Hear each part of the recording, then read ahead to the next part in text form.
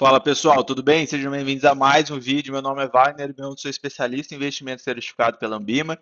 E hoje vamos falar sobre uma ação, né, a Via Varejo, tá? Uma ação que eu gostava muito, né? Já tive na minha carteira pessoal, hoje particularmente não tenho mais. Acabei saindo mais ou menos ali em dezembro de 2019, antes de começar a ter essas quedas do coronavírus, né, com circuit breakers, etc.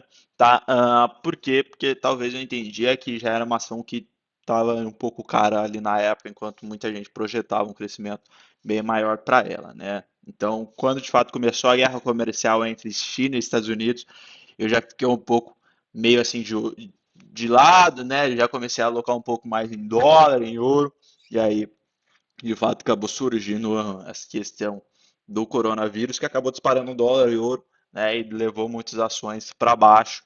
E inclusive eu consegui desfazer das minhas posições de ações. Acredito que grande parte disso foi por questão de sorte mesmo, né? Porque era bem difícil da gente prever o que ia acontecer com o coronavírus, né?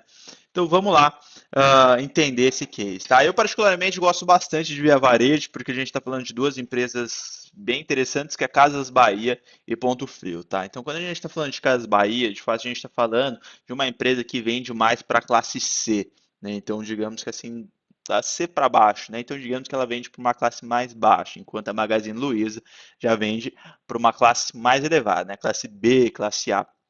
Então, Via Varejo, na minha visão, tem um ponto positivo nessa questão, por quê? Porque a classe C é bem maior do que a classe A e B, ou seja, o tanto de gente que tem para consumir é bem maior, né?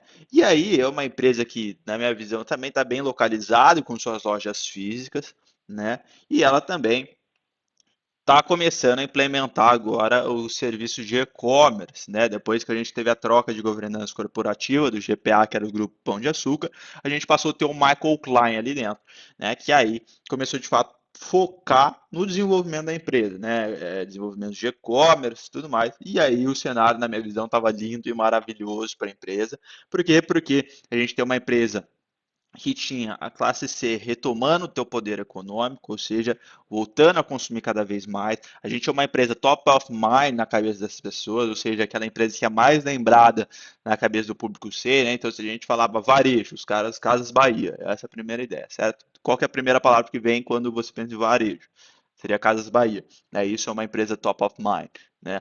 E aí, a gente tem, além disso, né, classe C, top of mind, a gente tinha a entrada do e-commerce, né? Então ela estava começando a evoluir no e-commerce, estava fazendo muito saldão, uma empresa que tá em dívidas, estava começando a sair das dívidas, né? Estava gerando um pouquinho ali de lucrinho para começar a sair das dívidas e aí a gente chega com a questão do coronavírus. E isso é muito preocupante porque isso afeta muito a empresa. Por quê? Porque se a gente está falando de uma empresa que vende praticamente para a classe C e que ela ainda não está 100% estruturada no e-commerce, sendo que a gente tem concorrentes mais avançados nessa questão, igual a Magazine Luiza, a gente está falando de uma empresa que teve que fechar todas as suas lojas físicas, né? A gente está falando de uma empresa que o grande público consumidor dela vai perder o poder de compra, grande parte dessas pessoas vão estar desempregadas, ou seja, a gente vai reduzir o poder de compra delas, né? Ou muitas vão ter o salário reduzido. De qualquer forma, o dinheiro dessas pessoas vão reduzir, vai diminuir o poder de compra. E a gente tem um e-commerce que ainda não é tão forte quando comparado com empresas concorrentes, né? Então, de fato, foi uma questão que afetou de fato muito forte a Via Varejo. É uma empresa que eu particularmente gosto, não acho que é uma empresa que vai falir durante a crise, né? Inclusive já falaram que eles têm bastante caixa, né? O Michael Klein. Então, assim, aparentemente saiu uma notícia, não sei se é verdade, que o Michael Klein vai colocar o filho dele no lugar. Acho isso, sendo verdade ou não, um ponto interessante, porque uma cabeça mais jovem tende a progredir mais rápido, tá? Tende a implementar coisas mais rápido. E foi justamente isso que aconteceu na Magazine Luiza, né? Saiu a Luiza, entrou o filho dela, né? E aí ele começou o momento de revolução da Magazine Luiza. Talvez isso pode acontecer na Via Varejo, tá? Então, assim, acho Via Varejo um case bem interessante, mas acho que é uma empresa bem de longo prazo para essa questão, né? Porque É uma empresa que foi bem prejudicada mesmo com essa questão do coronavírus, né?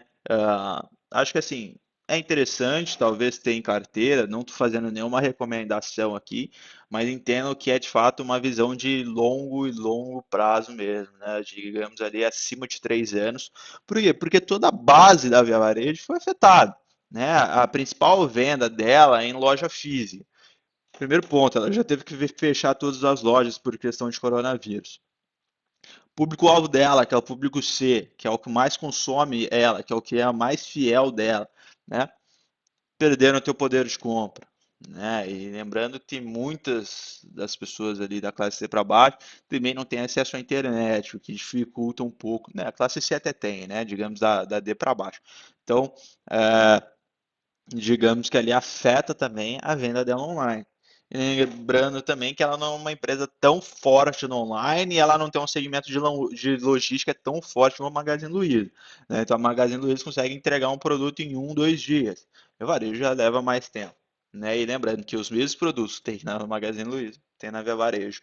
Então, quando a gente se fala de e-commerce, basicamente acaba virando um commodity, né? Isso que é interessante. Basicamente, acaba virando commodity, certo? Por quê? Porque o mesmo produto que eu vou comprar na Magazine Luiza, consigo comprar na Via Varejo e provavelmente no mesmo preço, certo? Então, o que muda mesmo seria as lojas físicas, com os atendimentos, onde elas estão localizadas, né? Isso que muda muito em empresas de varejo, é a minha visão, porque quando a gente entra no e-commerce, basicamente a gente vira commodity, né? O que muda de fato é o serviço, a velocidade de entrega, por exemplo, o UX do site, ou seja, a capacidade, o user experience, né? Ou seja, a experiência do usuário dentro do site, se é fácil dele navegar dentro do site, se é fácil dele comprar um determinado produto. Então, isso que dita muito um e-commerce, né?